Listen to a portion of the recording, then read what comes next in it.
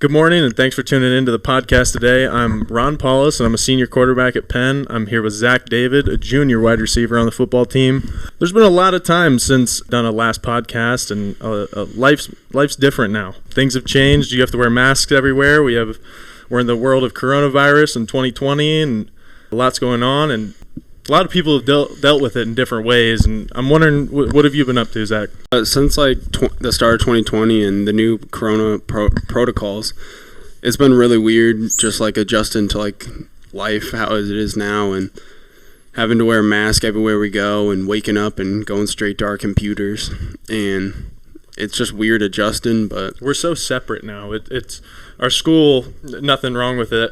We're on a hybrid schedule, so we have virtual people and we have people going to school. So the amount of, and it's everybody's choice. It's your individual choice. It was up to your parents, but we're so separate now. You know, it's a weird feeling in our world that I go virtual school, so I take classes online and Google Meets, and I know you do too. I know a few people that do go to school to be in person for classes, and just it feels like we're all missing something. You know, maybe it's we don't see each other enough in the hallways. Maybe school's so different. Maybe it's just coronavirus and quarantine and the way it separated us, and this is the way life is. But things have definitely changed, and it's a different world that we live in than we were in 4 or 5 months ago. It's like March 18th hit, and then we all blinked, and now we're starting October already and getting ready to finish a football season. You know, we're getting down to the end of the regular season, and we're going to see how it goes from there. Yeah, and things have just definitely changed. Classes, we don't really have that type of conversation in class. You can't really have a discussion with everybody in class, because you can because you're online, but you just miss that just lack of being in person and interacting with somebody. And I think that's what we still lack of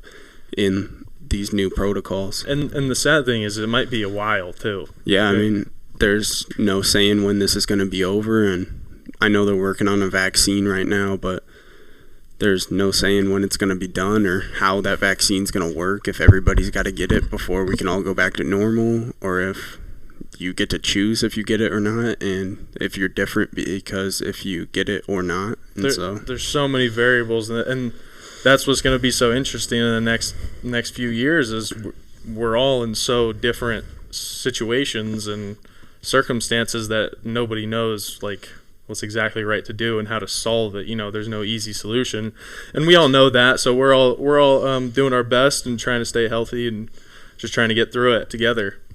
What have you done differently throughout football with these protocols? How's it affected you? Playing football during coronavirus times, it's been a little different, of course. Let's start in the summer.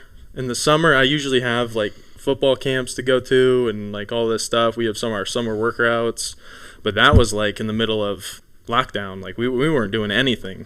So that was the weird part of now, looking back now in this part of our season. I'm saying, wow, I missed 600-800 throws over the summer that I didn't get to make before we started the season, where in last year, getting ready for that season, I went to 8 to 12 football camps in preparation for the season, and now they all most of them got shut down. Some of them turned virtual camps, and it is what it is. But that's just one of the changes that I just noticed recently, is we're prepared, but there was a lack of that extra preparation in the off season and in the summer when everybody's getting ready to play football. What do you think about playing football in our coronavirus times? It's definitely something way different from when I played my freshman year, and just coming in and having to wear a mask into the locker room and around the guys and everything. And we all do it because we're all going to stay safe through this, but it's a lot different wearing it and having to spray down everything after we practice, and just when you're on the bus and having to wear a mask. It's definitely not what it was. But so let's take people through a normal week in Penn football, and then let's talk about some of the weeks that we've gone through with some of the 2 days suspensions, 2 days before a game, starting the week out with no practices. It's been different. So start with Mondays. That's our first practice of the week, right? And that's Yep. usually where we go over some special teams film and go through walkthroughs. We usually play sevens. seven on seven, and do some conditioning, and then we're out of here by like 5:36. Not a huge day, nothing crazy. Tuesday is that's a normal football practice day. That's a 3:45 to 6:30 full pads. Yeah, that and so is Wednesday. Thursday is day like we're getting prepped for a game. This is the last special teams day where everybody's getting prepared, offense, defense. We're all going scout team. So there's our week, and then we get to Friday and play our games, of course. But we've had some crazy weeks so far. So what do you think was the craziest week? I think starting out against probably our first week when we were going in, Valpo, or not even before that, when we were going into our scrimmage against Crown Point. Oh yeah, like we had a suspension there and couldn't practice for 2 days, and then the Valpo week was probably the craziest one we've been through. Yeah, getting suspended the 2 days right before the game, and then about to play the game on Friday if Valpo didn't have anything cases on their end, but they ended up having something on their end, so we got to practice in on Friday, which helped us. And then playing that game on Saturday was definitely a different atmosphere because we played a game at 12 o'clock. Yeah. We're not Friday Night Lights. It's middle of the day. It's like we're playing Rocket Football again or something. Yeah. Like it was definitely weird. I mean, there were still people there, and like obviously like our parents and people supporting us were still there, but it was different not having a student section and not having just being under the lights. And it is everything. A weird atmosphere, and it's just the world we live in, and the times that we have to survive with is our football games are different. Life's different, so it's not like our football can be separate, sadly. What do you think is probably the craziest week we've gone through? Besides the Valpo week by playing on Saturday, that was weird. I think the craziest week so far was probably the St. Joe week. When we started out after our game Saturday, after our game Friday, excuse me, our Saturday, you could tell it was a little off. And then we finally got the news that we were suspended for 2 practices for the 2 days because we had another positive. It was weird, missing more practices to start a game week. It's a two-edged sword because on one hand it relieves some stress. You're like, okay, hang on, we can get some more rest from the game Friday. We can get everybody healthy a little bit more, and then we'll be good for the rest of the week, and then we'll go play Friday. But it was just more. It was different than that, and I wasn't expecting it. So yeah, definitely the St. Joe week was a weird week. Yeah, I know. I had to prepare different mentally for that week. Was it different mentally for you? Yeah, well, we missed some film time and some practice time, so you have to do some stuff on your own. You have to do some learning. We had some online Google Meets as a football team. You got to do what you got to do. All right, now let's transition a little bit to a little bit of a brief recap of our season. It hasn't been picture perfect for sure, but we're definitely making strides as a team every week, and I think that's the important part. I don't want to get too in depth about our season, and I don't know what you think, but play tough schedule, play some tough teams that they can fight back in the end of the games, and they can get you. We lost by a matter of minutes and a matter of few points, and that can be extremely frustrating.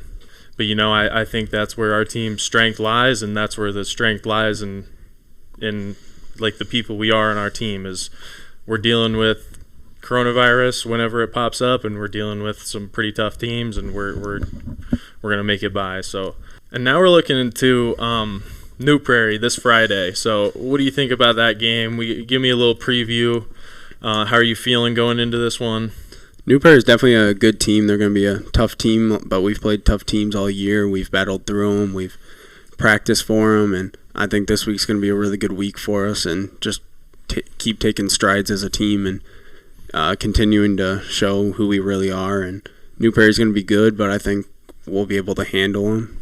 Yeah, we put up a tough game last year. It was a heartbreaker in the end, but so we're used to. We know what we have to do, and we know how to get the job done. Yeah, I think we can definitely do that this week, and we're excited for it. Yep. Now let's talk a little bit about it's senior night. So we got a few new things to talk about. We got new jerseys for senior night. We have, I think it's 33 seniors. Yeah, I think 33 sounds right for the seniors. it's a big class, man. We got a lot of guys, a lot of good guys around me. I know our seniors are looking forward to our senior night. It's going to be a good game, but minus all that, I want to talk a little bit about just what senior night means to me, and then let's talk a little bit about what do you think your senior night's going to be like next year. So looking back over my past, whatever you want to call it, 3.5 years here at Penn, I spent my freshman year on varsity and backed up Ryan Lynch, and sophomore year I got to play a lot, and then my junior year I got hurt. So it hasn't been like a perfect road, but I know that I don't wish I was anywhere else. I'm surrounded by people that I like here. I'm surrounded by a coaching staff that I like. I'm surrounded by, teachers, everybody. We have a great support here at Penn. That's what I love about it. The people around you, the tradition that we have, it's also important. It's held so high. What do you think it's going to feel like walking off that field for maybe the last time? I haven't thought much about it because I don't know. I don't know how I'm going to feel too much, but I know that it's going to be emotional, because that'll be it, That's it for high school football, but I think that I have no regrets looking back and what I did at Penn football and my career I've had here. I wouldn't have wished it to be any other way. I know the guys around me that feel the same way. So now let's try and talk about what your senior night's going to be next year, Zach. What are you thinking? It's definitely going to be like a emotional night, like just my freshman year, like getting to see the guys, because I getting moved up to varsity for the playoff season, getting to see those guys in their last game on the field and just seeing like the emotion in their eyes and everything. And that's the great thing. Like you talked about, so at the end of freshman football season, sometimes a few of the freshmen will move up with varsity, and that's one of the things that Zach did.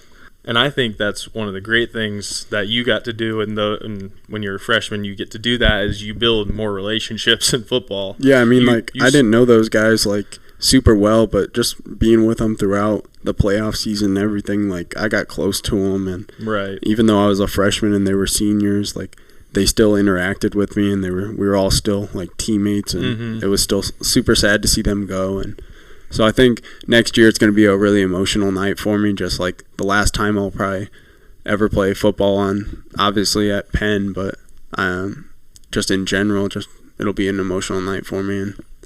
But I look forward to it because I think senior year is going to be a good year, and I look forward to senior night.